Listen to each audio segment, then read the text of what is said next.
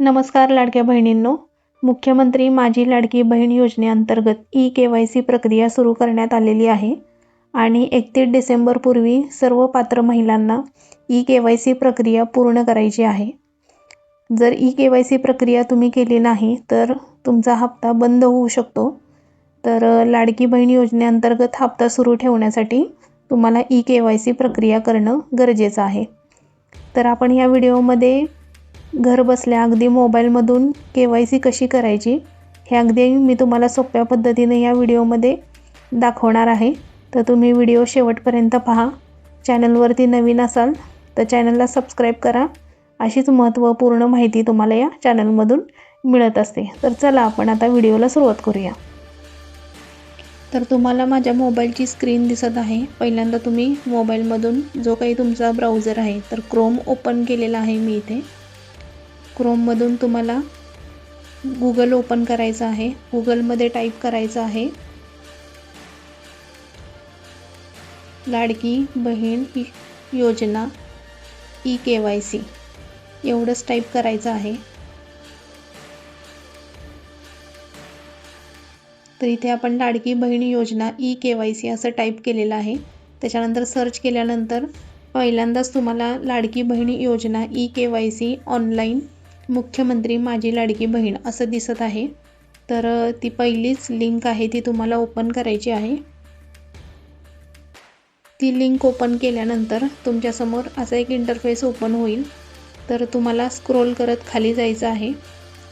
इथे पहा लिहिलेलं आहे महाराष्ट्र सरकारने आता मुख्यमंत्री माझी लाडकी बहीण योजना ई-के.वाय.सीची अंतिम तारीख 31 डिसेंबर 2025 पर्यंत वाढवली आहे. म्हणजे तुम्हाला त्यापूर्वीच तुमची ई-के.वाय.सी प्रक्रिया पूर्ण करायची आहे. तर खाली स्क्रोल करत आल्यानंतर तुम्हाला इथे के.वाय.सी ऑनलाईन असं ऑप्शन दिसत आहे. त्यावर क्लिक करायचं आहे. त्यावर क्लिक केल्यानंतर इथे तुम्हाला लाभार्थी आधार क्रमांक म्हणजे तुमचा स्वतःचा जे कोणी लाभार्थी आहेत त्यांचा आधार क्रमांक इथे टाकायचा आहे. तर मी इथं एंटर करत आहे आधार क्रमांक.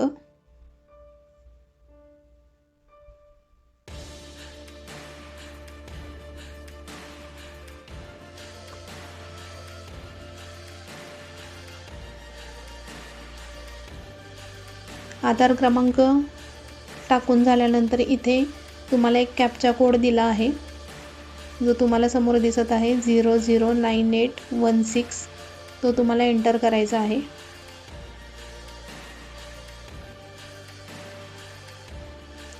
तर तुमचा मोबाईल नंबर हा तुमच्या आधार कार्डशी लिंक असणं गरजेचं आहे तरच तुम्हाला इथे OTP येईल.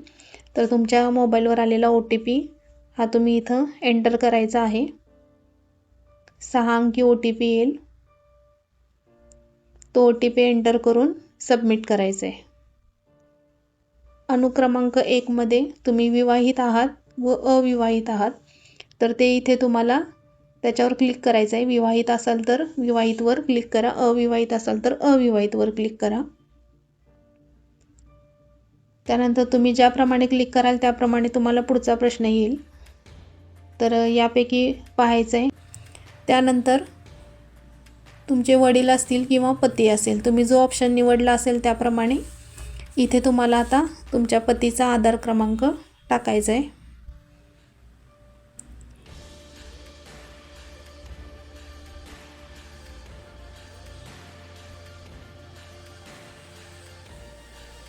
पतीचा आधार क्रमांक टाकून झाल्यानंतर परत इथे कॅप्चा कोड येईल. तो तुम्हाला इथे एंटर करायचा आहे. मग अशी जशी प्रोसेस केली तशीच तुम्ही सेम त्याचप्रमाणे इथे करायची. त्यानंतर तुमच्या पतीच्या किंवा जर तुम्ही वडिलांचा आधार क्रमांक दिला असेल तर त्यांच्या मोबाईलवर OTP येईल. तर तो OTP तुम्हाला इथे टाकून सबमिट करायचे. तुमच्या पतीचे किंवा वडिलांचे जे नाव असेल आधार कार्डवर ते इथे दिसेल. ते तुम्हाला टाकायची गरज नाही. त्याच्यानंतर तुम्हाला इथे जात प्रवर्ग निवडायचा आहे. तर इथे जात प्रवर्ग दिलेले आहेत त्यापैकी तुमचा जो असेल तो तुम्हाला निवडायचा आहे.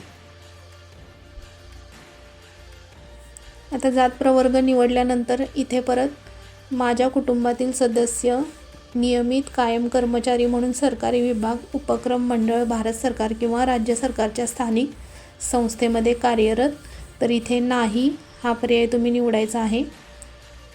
त्यानंतर जो बी ऑप्शन आहे त्या ठिकाणी देखील तुम्हाला नाही असा पर्याय निवडायचा आहे.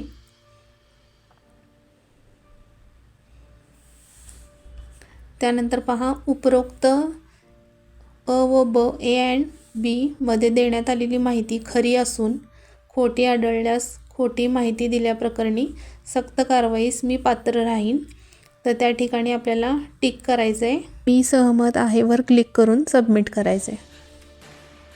तर असे आपण अगदी सोप्या पद्धतीने मोबाईलवरून अगदी 1 मिनिटाच्यात KYC प्रक्रिया पूर्ण करून घेऊ शकतो.